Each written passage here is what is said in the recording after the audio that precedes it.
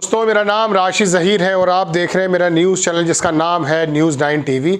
आपसे पहले की तरह दरखास्त करता हूं कि चैनल के अंदर प्रॉब्लम्स हैं, ये मैं आपको कल भी बताया था। इंडिया टॉक न्यूज़, उस पर ज़रूर सब्सक्राइब कर लें। किसी भी वक्त ये चैनल शायद खुदा न खास्ता बंद हो सकता है, चूँकि मैं लगा हुआ ज़रूर हूँ कि रिकवर हो जाए। इसराइल और यमन, अमेरिका, इन तमाम ख़बरों को लेकर मैं आपके सामने हाजिर हूँ, लेकिन उससे पहले थोड़ा सा पस मंज़र सुन लीजिए।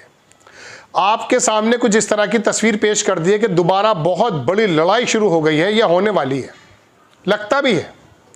यमन पर हमला हुआ, यमन ने उनके एयरक्राफ्ट को मार गिराया या उनके उस पर हमला किया, ये मैंने कल भी बताया था। आज उन्होंने इसकी तस्दीक भी कर दी है। अमेरिका का सेंटकॉम कहता नहीं हुआ है, वो एक अलग बात है। मैं विटकॉफ की तरफ लेकर चलना चाहता हूँ, जो अमेरिका जाकर थोड़ा चेंज हो गया था। दूसरा मुतबादिल प्लान जो मिस्र में बना था, याद रखिएगा, उस पर दुनिया कायम है। अब आप कहेंगे ट्रंप ने तो हमला कर दिया। 4 दिन का अल्टीमेटम जब हूतीज़ ने दिया था कि अगर गज़ा के अंदर आपने जो वो है ह्यूमैनिटेरियन एड उसको एंटर नहीं किया तो हम हमला कर देंगे, उसने हमला कर भी दिया। गालिबन वो बताया जाता मिस्र के में जाकर कहीं वो गिरा है, उनका जो मिसाइल उन्होंने मारा था उसमें कुछ लोगों के मरने की खबर है। लेकिन ये जो दंगा आपको दिख रहा है, झगड़ा आपको दिख रहा है, ये इतना बड़ा ज़्यादा सीरियस लेने की ज़रूरत नहीं है। विटकॉफ ने सऊदिया के और मिस्र के लोगों को कहा कि अपना मुतबादिल प्लान दिखाइए, क्या है, दिखा चुके हैं, दोबारा से बात चल रही है उस पर। और सऊदी अरब और तमाम अरब लीग जिन्होंने इस प्लान को आगे बढ़ाया है, उनका बहुत बड़ा स्टेक होल्डर है इस वक्त अमेरिका में। फिर आप कहेंगे कि नेतन्याहू कर क्या रहा है। नेतन्याहू का पता ही नहीं चल पाता किस वक्त वो क्या कह दे। लेकिन एक बात तय है कि ट्रिलियन और ड्रिलियन और तमाम दुनिया भर की जो दौलत लगी हुई है इस समय, वो ट्रंप के बिजनेसमैन लोगों के साथ और अमेरिका का डीप स्टेट, दो अलग अलग चीज़ें हैं। वो रशिया के साथ भी लड़ाई कर रहा है, रशिया से परसों को बात भी करने वाला है। वो चाइना पे टैरिफ लगाता है, चाइना से मिलने की भी ख्वाहिश जाहिर करता है। वो दरअसल मैं आपको पहले भी बता चुका हूं कि डीप स्टेट और अमेरिका की यहूदी जमात को ये बताना चाहता है कि दरअसल मैं आपके साथ हूं। अभी उसने एक बयान दिया ट्रंप ने कि मुसलमान मुझे दुनिया में बहुत ज़्यादा नापसंद करते हैं, इस्लामोफोबिया के पद्दे नज़र। खैर, अलग अलग बातें। इन बातों से उसके करनी और कथनी का फ़र्क अलग अलग है। आपको कुछ खबरें और भी बता रहा हूँ कि ईरान के जो विदेश मंत्री हैं वो यमन के बराबर में जो ओमान है, मस्कत, याद रखिएगा, यमन से जितनी भी एक्टिविटीज़ होती हैं, अगर ईरान उसको मदद करने की कोशिश करता तो ऐसा कहा जाता है कि वो वाया ओमान देता है। और ओमान ने यानी कि मस्कट ने पहले सिफारतकारी के अंदर बहुत अच्छा रोल भी अदा किया था। वहाँ पर वो लोग पहुँच गए और उन्होंने कहा यमन अपने आप करे, और यमन की तरफ से बयान ये आया है कि हम अमेरिका के किसी भी शिप को अब गुजरने नहीं देंगे। दरअसल इन लोगों का यकीन कुछ और है। ये भूखे मंगे ज़रूर हैं, 90% 70% भूखमरी है यमन के अंदर, लेकिन ईमान का जज्बा टर्की से ज़्यादा नज़र आया है। टर्की की बात जब आ जाती है तो मैं आपको बता दूं, टर्की जो वहाँ सीरिया के अंदर एक नया मुहाज़ बना है, और अमेरिका और इसराइल का कहना यह है कि जो गज़ा के लोग हैं इनके लिए बेस्ट प्लेस है सीरिया। ये बेवकूफ़ हैं कि ये उस, मैं कह रहा हूँ, पेशन गोई की तरफ जा रहे हैं कि जब सीरिया से एक बहुत बड़ा मुहाज़ उठने वाला है। अगर ऐसा है ना कि गज़ा के लोगों को डिस्प्लेस करके सीरिया पहुंचा रहे हैं, ऐसा पहुंचेंगे नहीं, वो अपनी मर्जी से जाएंगे एक लड़ाई के दौरान, जैसा कि पेशन गोइयाँ बताती हैं। लेकिन अगर ये इस तरफ जा रहे हैं तो आप यकीन मानिए इनको मालूम नहीं कि ये किस तरफ जा रहे हैं। खैर, मैं आपको दोस्तों एक बात बता देना चाहता हूँ कि ये हमारे जो खबर नवीस हैं वो आपको बहुत बड़ी बड़ी करके खबर बनाएंगे। 39 और 30 के बीच में लोग वहाँ मारे भी गए हैं और यमन की तरफ से भी कोई हमला हुआ है, लेकिन उसके बावजूद स्थितियाँ वही हैं। इसराइल बिल्कुल साइड लाइन हो चुका है। ट्रंप कभी कभी उसे अपने करीब लाता फिर पीछे कर देता है। अब आप कुछ खबरें देख लीजिए, ताज़ी खबरें हैं जो मैं आपके सामने लेकर आया हूँ, अलग अलग खबरें हैं। आप मेरे साथ 2-4 मिनट बने रहिएगा तो आपको पता चल जाएंगी कि मैंने आपके लिए क्या क्या इकट्ठा किया है। ये हूती लीडर है अब्दुल्ला मलिक हूती, इन्होंने कह दिया कि यूएस का जो शिप्स हैं इंक्लूड द मैरीटाइम्स शिपिंग बैन, ये जो है वहाँ पर बैन कर दिए गए हैं। दूसरी खबर देख लीजिए, यूनाइटेड स्टेट जो है उसके नेवल इंस्टीट्यूट ने सेंटकॉम ने रिफ्यूज़ कर दिया है उसने कमेंट करने के लिए कि डैमेज हुआ है या नहीं उनके एयरक्राफ्ट का जो कैरियर यूएस हैरी ट्रूमैन था उसको लेकर के। दूसरी खबर मैं दिखाता हूँ, ईरान के जो फॉरेन मिनिस्ट्री हैं, जो मैंने आपको बताया था कि वो वहाँ पहुँच गए, उन्होंने ट्रंप को थ्रेट दे दी है और उन्होंने कहा कि we will respond forcefully to every violation of the territory of the interest. अगर कोई भी वायलेशन किया जाता है तो हम उसका जवाब देंगे। Yemenis take their own step, Yemen के जो लोग हैं वो अपने स्टेप अपने आप लेंगे, पोजीशन अपने आप लेंगे।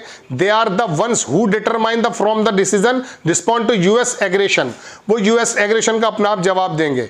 अकॉर्डिंग टू सीरियन, ये सीरिया की खबर है, 8 जो STS जोलानी के जो फाइटर्स हैं उनके बारे में खबर है कि उनको मार दिया गया है, किल्ड अटैक हुआ है वहाँ पर ट्राइब्स। मैंने आपको कहा ना, आग कई जगह से भड़काई जाती है, वहाँ के जो लोकल के लोग हैं उनमें भी आग भड़का दी गई है, ठीक है।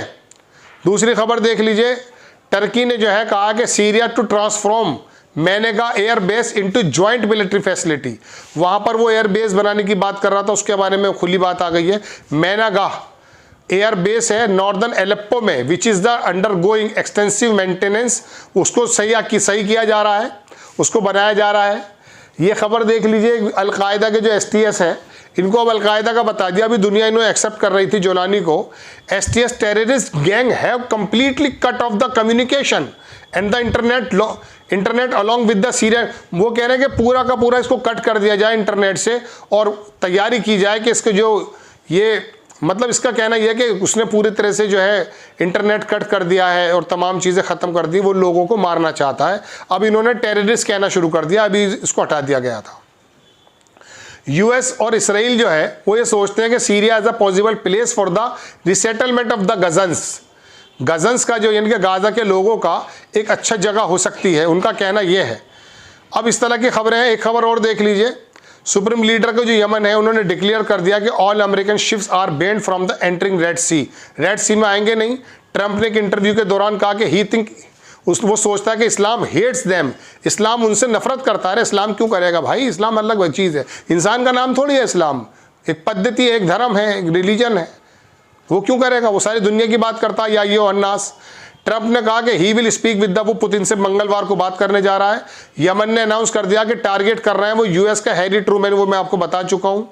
एक खबर और देख लीजिए, एक बच्चे को जो है यहाँ लेबनान के अंदर भी हमला हुआ है, वहाँ पर एक बच्चा शहीद हो चुका है। और इसराइल जो ऑक्यूपेशन है उसने कहा कि वायलेशन कर रहा है बराबर सीज फायर का लेबनान में, launching raids multiple towns in the southern Lebanon में वो हमले। और देख लीजिए, हिजबुल्लाह ने डिनाई किया है, दरअसल सीरिया के अंदर जो भी कुछ चल रहा है उसके ऊपर हिजबुल्लाह पर इल्ज़ाम लगा दिया है। अब लोग ये कह रहे हैं कि दोनों की सेना चली गई है, लड़ाई हो गई है, ये हो गया, अभी तक ऐसा कुछ हुआ नहीं है। अलबत्ता हिजबुल्लाह ने कहा कि हमारा कोई भी इन्वॉल्वमेंट नहीं है जो सीरिया के अंदर जो भी कुछ चल रहा है। फॉर्मर हेड है ये इसराइल का अमान, उसने कहा कि US का कोलिशन जो है वो फेल्ड है, डैमेज यमन इंफ्रास्ट्रक्चर जो बताया जा रहा है कि यमन में तबाह कर दिया, उसको तबाह करने में फेल है।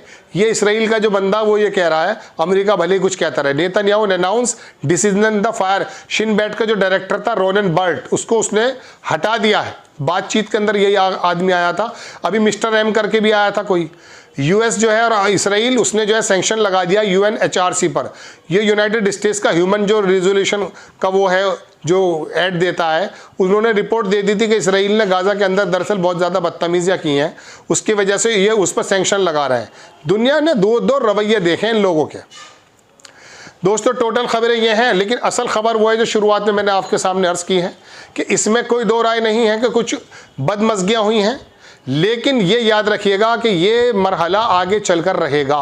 वजह उसकी ये है कि विटकॉफ थोड़ा सा कंप्लीट काम करके तो नहीं गया है, लेकिन फिर भी सऊदियन से और उन लोगों से वो टच में है और बातचीत चल रही है। हमास के लोगों ने भी बहुत मुस्तकिल मिजाजी का एक प्रदर्शन किया है और इसराइल का नेतन्याहू, इसमें कोई दो राय नहीं कि वो बहुत ज़्यादा भड़क रहा है और उसको कोई ना कोई मौका ऐसा ज़रूर चाहिए जिससे लड़ाई आगे भड़क जाए। लेकिन वो भड़केगा क्या, अभी सब कुछ सुकून में, छोटी चिटपुट वो हमले ज़रूर कर रहा है, वायलेशन कर रहा है, बड़ी लड़ाई को आगे ले जाना चाहता है। लेकिन अभी ये मैंने कहा ना यार, अब इन्हें कितने भी बुजदिल आप कहें, लेकिन इनके अपने स्टेक्स लगे हुए हैं, इनको करना पड़ेगा, वरना मिस्र की सत्ता पलटेगी, जॉर्डन को पलट कर फेंक देगी वहाँ की जनता, और सऊदी का सलमान भी चला जाएगा, जिसको आप बहुत मजबूत समझते हैं, हालांकि बहुत बड़ा पहाड़ है वो, उसे हाथी का पैर कहा जाता है, वहाँ पर बड़ा मजबूत हालत में है। लेकिन मैं आपको बताऊं, जब जनता विद्रोह करती है तो काम किसी का कुछ नहीं बनता।